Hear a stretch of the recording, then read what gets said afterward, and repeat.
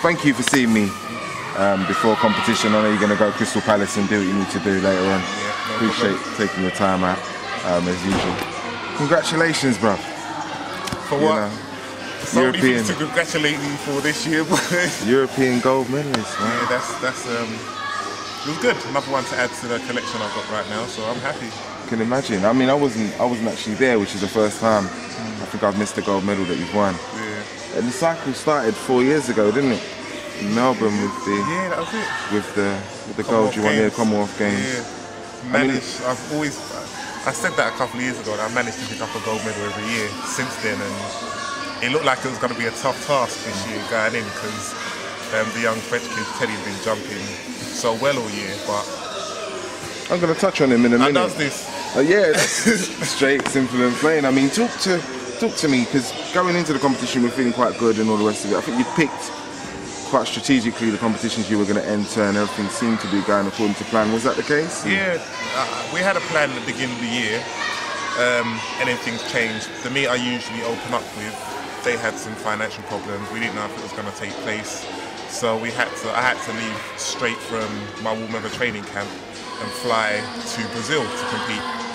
Wasn't in the plan, so I'm in the middle of preparation for the season, and we had to kind of cut that short so I can go and get my first couple of comps in. Opened up quite well, 17:48, and then it just seemed to kind of go downhill. Like, we couldn't quite find the right rhythm, the running didn't feel comfortable, but I just went into the meets that I thought were best for me, tried to work on the technical aspects, never quite worked. Then I came down with a virus, it was either during or just after New York, and seeing as how the season was so short, I had to just try and compete through it, which maybe wasn't the smartest idea, but I did get some positives out of that, and cut from Gateshead onwards, I just kind of started to build into the champs. There's a bit of a kind of furor about the fact you didn't do the world indoors. You said to me you never ever factored that in, did you? I did want to defend my title, but it was kind of like, it was going to be down to a toss of a coin, because my son was due, so it's kind of like, well, if he comes on time, then I've got some time at home before I leave. But then again, will my heart be in it, being so far away from home and knowing like I've got a newborn son at home? And it's a hard place to be, isn't it? Fortunately, he was late for me, but for Carlita, it was difficult. She wanted to get it over and done with. So the fact that he was late made my decision easier. It was like, you know what, he's late, competition's not too far away, let me just stay at home and just stay with my family and just make sure everyone's happy. It's a massive adjustment for Carlita, for me, and for my daughter as well. So people forget that away from the track there's a life as well, isn't there? Sometimes yeah, it's kind definitely. I think for me, people are, yes baby. What's the matter? You're gonna see a car? In a minute. Yeah, I mean, there you go. There's a classic example, you know. But I think, like, I've made it quite clear that my family are the most important thing to me over the last few years, and I've always said I'll sacrifice a gold medal just to make sure everyone at home is happy, and they're what inspired me to go out and compete well and win gold. So if they need me, then I'm going to make sure I'm there for them regardless of what's going on. So Barcelona, the competition, you're there, you put down a few jumps, and how are you feeling? Take me through what your mindset was during the competition. I was completely focused on winning, and I knew that I was going to need a PB, so I was trying to dial back to the previous years, indoors in 2008 and Berlin.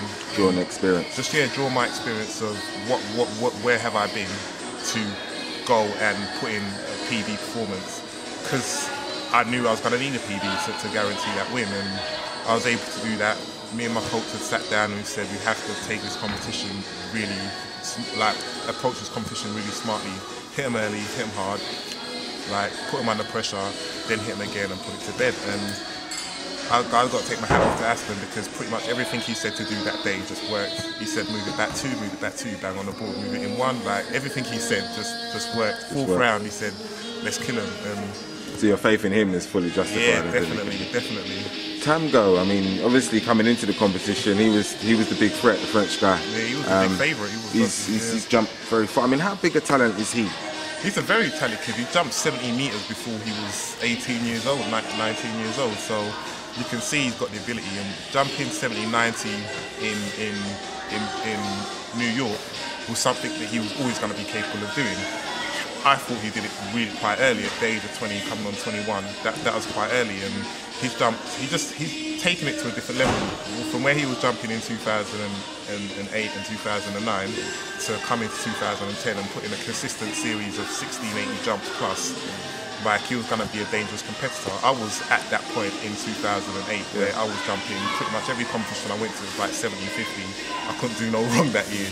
So, but then ultimately at the end of the year I came away with Olympic silver. And by 5 centimeters, Phil. Yeah. It's still a bit high. It's competition for you, though. Yeah, it happens, and I know I know exactly how he would have felt going into Barcelona, having jumped so consistently all year and having a big distance under his belt. Yeah, confidence. To still come short. Yeah.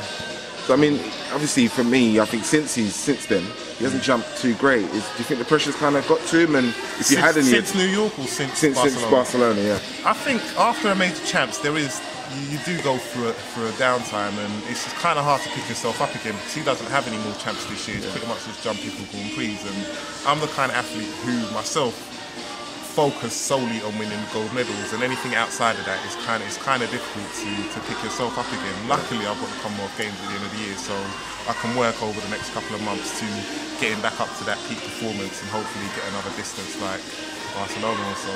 The Commonwealth, so you're definitely going. It's definitely on your radar. It is on my radar. It's It's a title I already defend, and it's another gold medal, and which is it's what I work for.